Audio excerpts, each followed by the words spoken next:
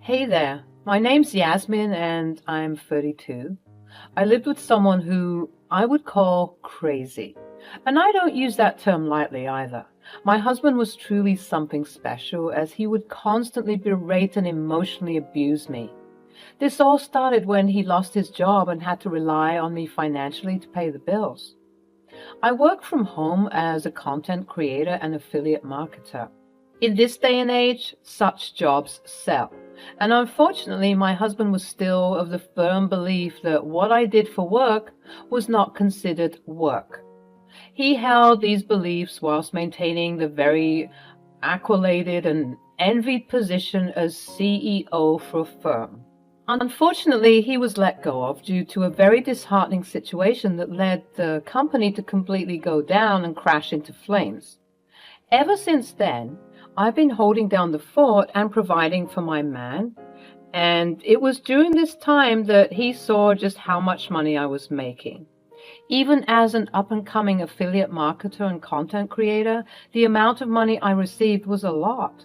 I would be making upwards of $15,000 per month, but Oliver didn't pay much mind to this when he was at his job, because he thought that I wasn't making money at all. In his eyes, I was just his silly little housewife. Every time he would ask me for something, I could tell that his manhood was bruised, which I sympathized with for some time, as no one should be made to feel helpless and completely dependent on someone else. However, his bitterness was growing, and it became a complete turn-off not too long after he started his antics of being rude and disrespectful to me. What would make matters worse is that his mother, Beatrice, who he loved most in the world, had no idea of him getting sacked. She was still under the impression that he was providing most of the household income, but that couldn't be further from the truth.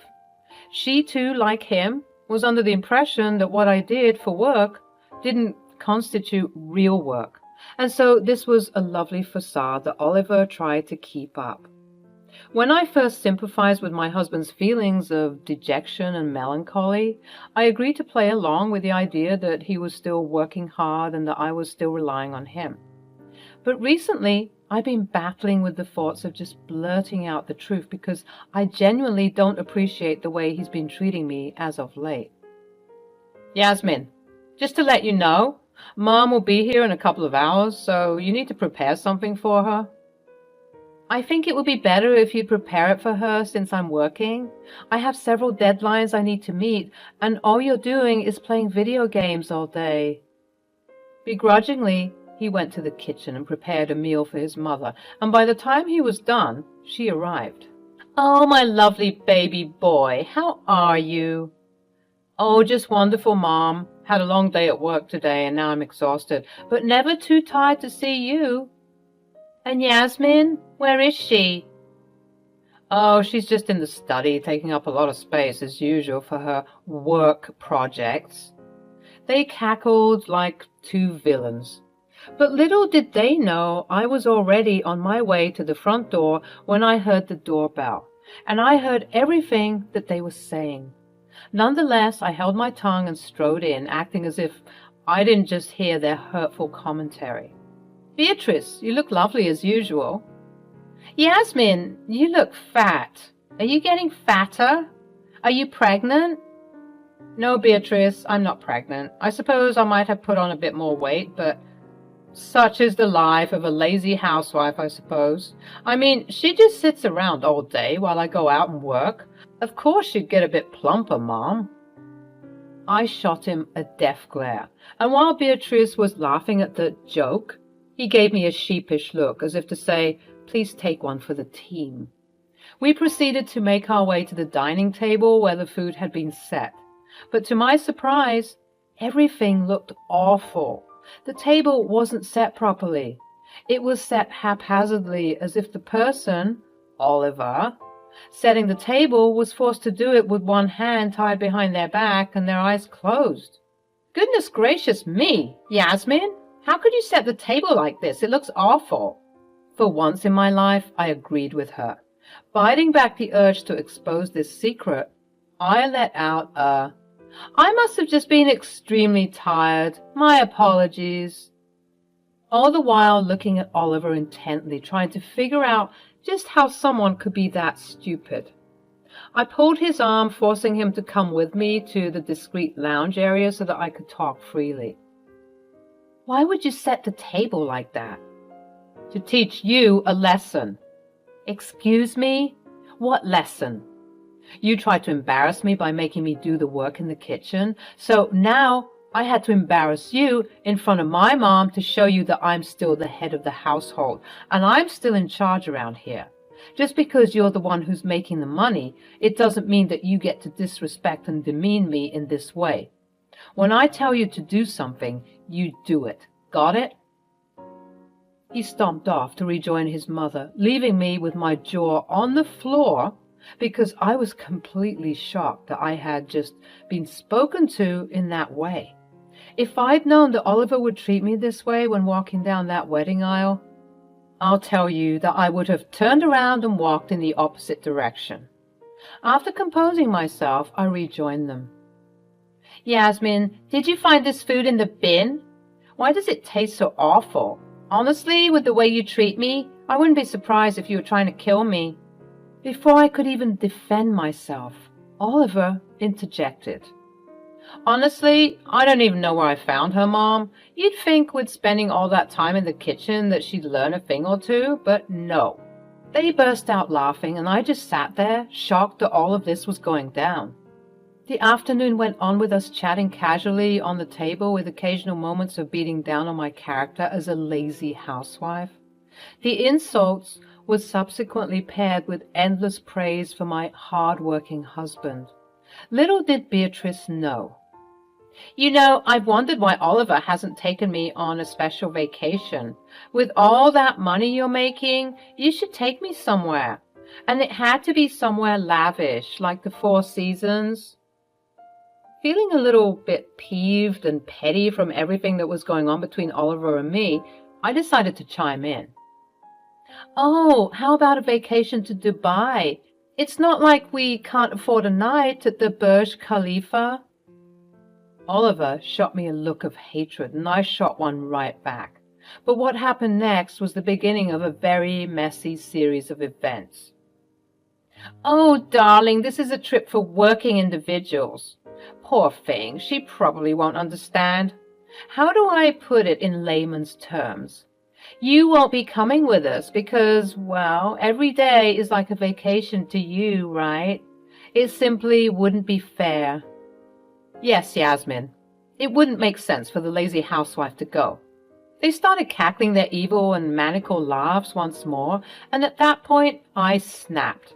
I stood up, hit my hands on the table to demand attention, and said, Actually, I do deserve to go on this vacation because I've been the one working tirelessly, day in and day out, just to provide for your selfish and inconsiderate son. Beatrice looked confused, and Oliver began to seethe. I don't care that you'll be mad at me. I have to speak my truth. Beatrice, your precious little boy, who is rich, had been laid off from work months ago. I've had to be working constantly just to provide. This table set that you're eating off of, I bought that with my money.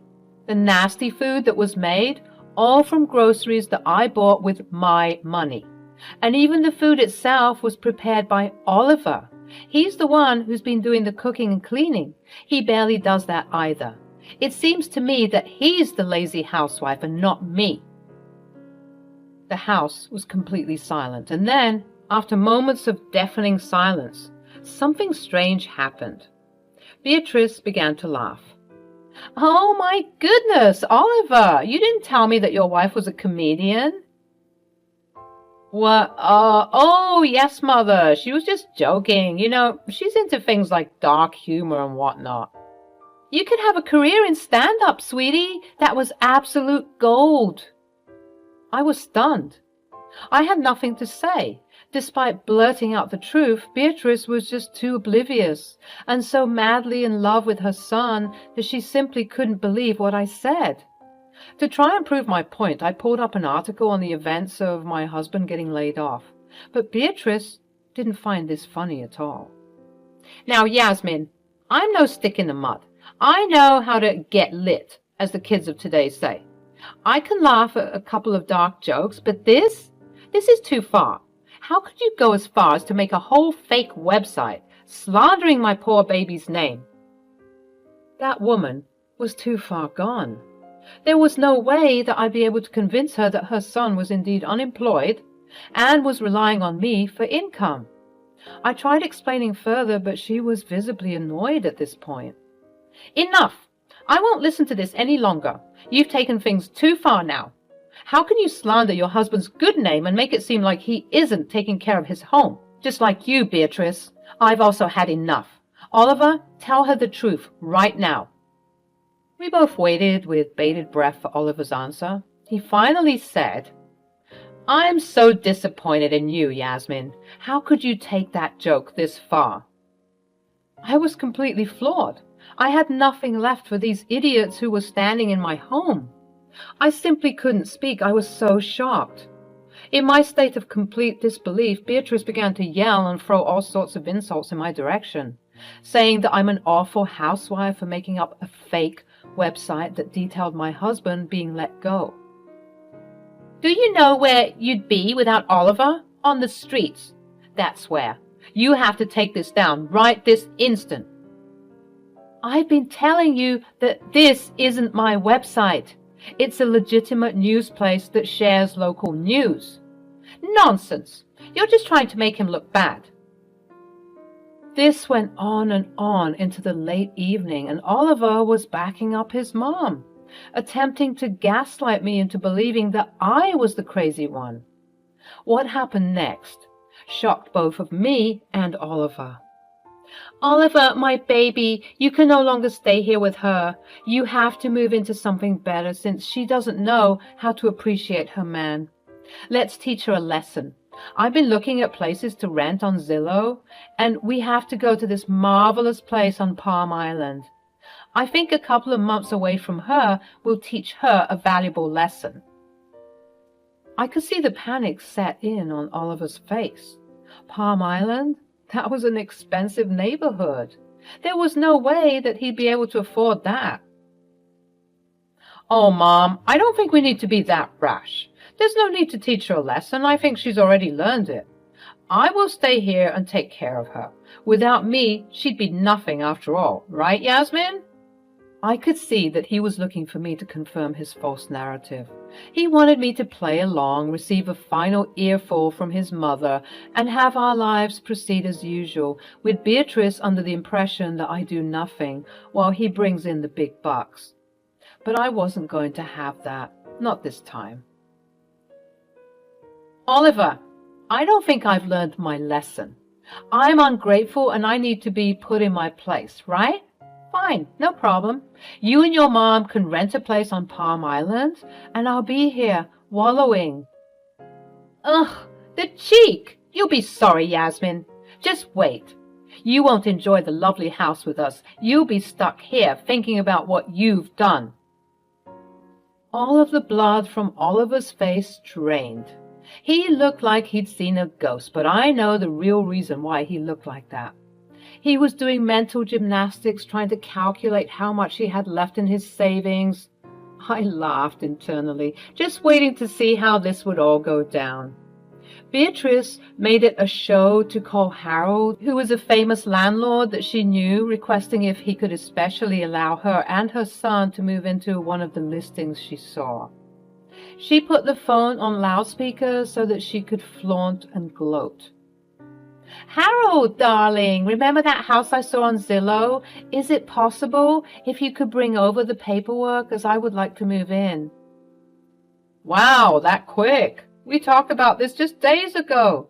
That property is quite an expensive doll. Are you sure? I'll be moving in with my son. He's loaded. He's going to take care of everything, won't you, sweetie? Oliver sent over a curt and shy nod. Well, that won't be a problem then. Just send over the necessary documents and we'll begin the move-in process ASAP. After cutting the call, Beatrice insisted that Oliver shan't stay another night in this wretched and ungrateful household. Beatrice wanted to stay with Oliver in some luxury hotel until they were able to move into their house, which costs 5 figures to rent per month. Oliver did his best to stay, knowing that his funds were going to be depleted before his very eyes, but still refusing to just say the truth. It's a shame how someone can be so narcissistic that they wouldn't be able to admit a simple thing to avoid drama and chaos. Nevertheless, I didn't stop them. I even went as far as to pack up his belongings and send them off to wherever they wanted to go. Oliver was sending me text messages throughout the night, begging and pleading with me to say I was sorry so that he could feign feeling bad for me and subsequently come home to take care of me. But I wasn't having any of that. I told him that his pride will be the reason for his demise and that he should just come clean before he was too late. But my husband has a hard head and simply would not listen to reason.